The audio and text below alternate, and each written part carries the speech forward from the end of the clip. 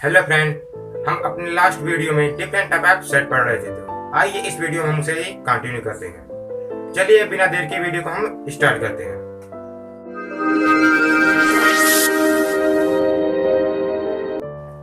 आज हम सर्वप्रथम पढ़ेंगे सबसेट यानी उप समुच्चय।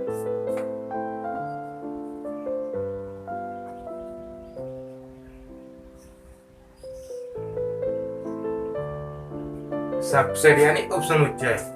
यदि दो समुच्चय ए और बी इस प्रकार हैं कि ए के सभी अवयव समुच्चय बी में उपस्थित है, तो हम कहेंगे समुच्चय ए समुच्चय बी का एक उप समुच्चय है।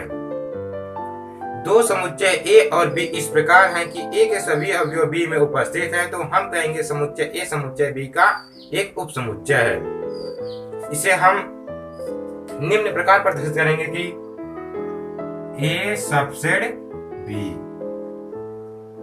और इसे हम पढ़ेंगे कि समुच्चय ए उप समुच्चय है बी का। फॉर एग्जाम्पल हम लोग देख लेते हैं। हमारे पास हम एक समुच्चय लेते हैं ए, जिसमें निम्न अवयव हैं। हम एक और समुच्चय लेते हैं बी, इसमें भी निम्न अवयव हैं।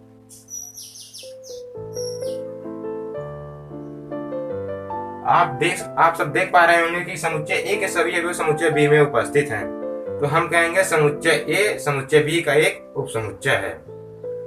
अब हम बात कर लेते हैं कि किसी भी समुच्चय के उप समुच्चयों की संख्या को हम निकालते कैसे हैं, कैसे जानेंगे कि हम इस समुच्चय के कितने उप समुच्चय हो सकते हैं। इसके लिए एक फार्मूला है 2 की power n।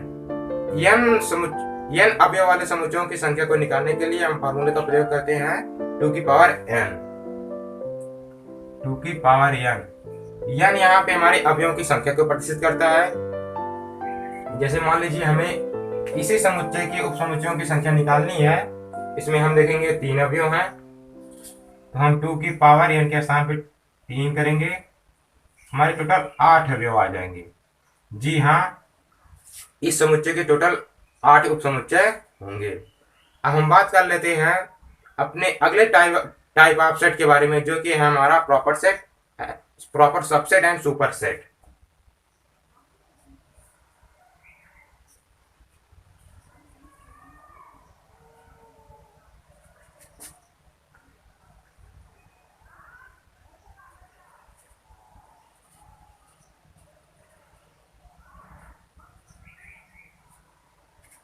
Proper subset and super set, उचित उप समुच्चय एंड अधिक समुच्चय।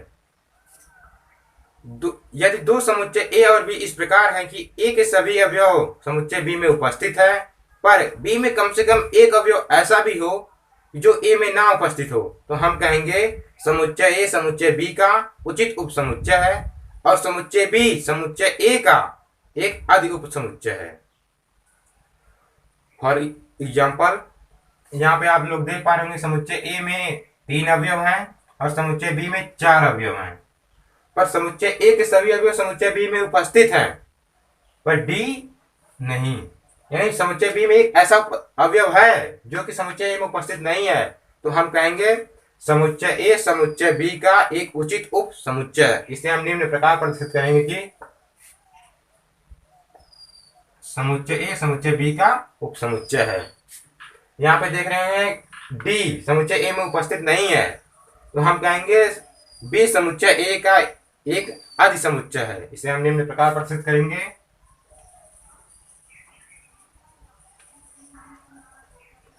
एक बार हम लोग फिर से देख लेते हैं प्रॉपर सबसेट किसे कहते हैं और सुपर सेट किसे कहते हैं। दो समुच्चय इस प्रकार हों कि A subset B but A is equal not B, तो हम कहेंगे ए समुच्चय बी का उचित उप समुच्चय है तथा समुच्चय बी समुच्चय ए का अधि उप समुच्चय है। फॉर एग्जाम्पल हमने देख लिया। अब हम बात कर लेते हैं n अवयव वाले समुच्चयों के उचित उप समुच्चयों की संख्या को हम कैसे निकालेंगे। जी हाँ, n अवयव वाले समुच्चयों के उप समुच्चयों की संख्या को हम कैसे निकालेंगे। जी हाँ, इसके लिए हमारे पास एक फार्मूला है जो कि 2 की पावर n-2। जी हाँ, हम इस फार्मूले से n अवयव वाले समुच्चयों के उचित उपसमुच्चयों की संख्या को निकालते हैं 2n-2। कोई भी समुच्चय स्वयं का एक उपसमुच्चय होता है, परंतु वह स्वयं का उचित उपसमुच्चय नहीं हो सकता। जी हाँ, कोई भी समुच्चय स्वयं का उपसमुच्चय होता है, परंतु स्वयं का उचित उपसमुच्चय नहीं हो सकता। हमारा अधिक समुच्चय भी एक उपसमुच्चय है, क्योंकि उसमें कोई अवयव नहीं होता, इसलिए वो सभी समुच्चयों के लिए उपसमुच्चय का काम करता है। अब हम बात कर लेते हैं अपने अगले टाइप ऑफ सेट के बारे में, जो कि है हमारा यूनिवर्सल सेट। यूनिवर्सल सेट यानी सार्वत्रिक समुच्चय।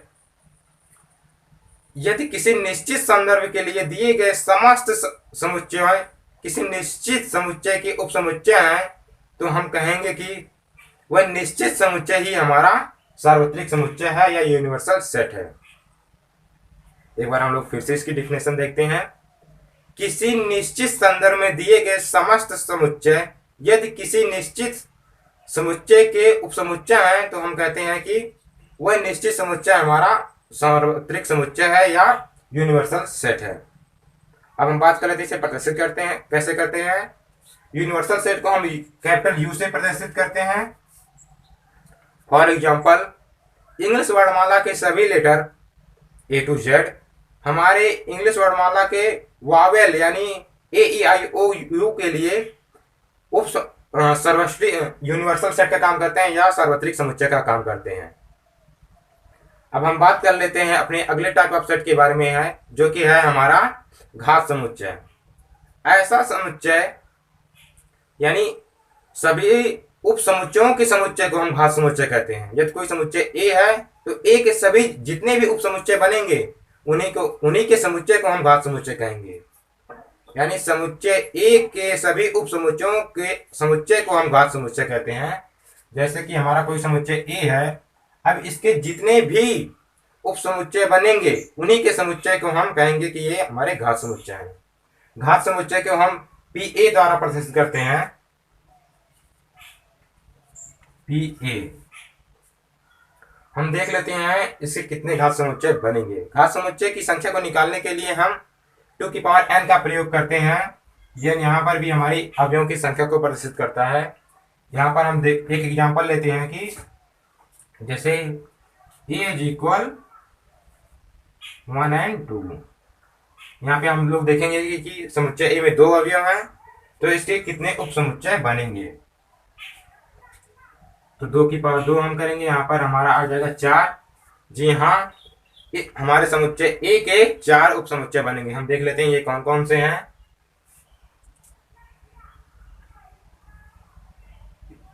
1 2 1 और 2 और एक हमारा 5। जी हाँ, आपसे हमने अभी कहा था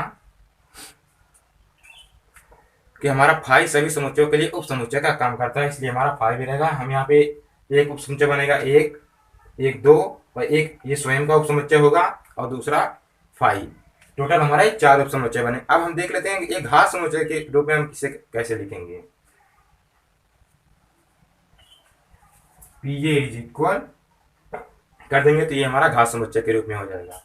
तो आज हमने subset, proper subset, super set, universal set और घात समुच्चय के बारे में जाना। अब हम बात कर लेते हैं अपने लास्ट वीडियो में द्वारा पूछे गए क्वेश्चन के बारे में। जी हाँ, हमने आपसे लास्ट वीडियो में एक क्वेश्चन किया था कि क्या आकाश में तारों का समूह एक परिमित समुच्चय है या नहीं। जी हाँ, आकाश में तारों का समूह एक परिमित समुच्चय है। अब आप लोग सोच रहे होंगे कि आकाश में तारों का समूह परिमित समुच्चय कैसे हो सकता है। हम पहले आपको याद दिला दें कि परिमित समुच्चय कहते किसे हैं। ऐसा समुच्चय जिसके अवयवों की गणना अंत तक की जा सके उसे हम परिमित समुच्चय कहते हैं। या ऐसा समुच्चय जिसके अवयवों की संख्या निश्चित हो या सीमित हो उसे हम परिमित समुच्चय कहते हैं। जी हाँ, आकाश में तारों का समूह एक परिमित समुच्चय है। हमारे वैज्ञानिकों ने बताया है कि जब स्वच्छ चांदनी रात होती है, आकाश में चंद्रमा नहीं होता है, तो उस समय टोटल 3000 तारे दिखाई देते हैं। आपने सही सुना, आकाश में टोटल 3000 तारे दिखाई देते हैं जब स्वच्छ चांदनी रात होती है और आकाश में चंद्रमा नहीं होता है। इस प्रकार हम कह सकते हैं कि 3001 निश्चित संख्या है, इसलिए आकाश में तारों का समूह भी हमारा एक परमित समुच्चय है। अगर इस वीडियो में आपको कुछ समझ में ना आया या कोई डाउट हो, आप हमसे कमेंट द्वारा पूछ सकते हैं। तब तक के लिए धन्यवाद, मिलते हैं अगले वीडियो में।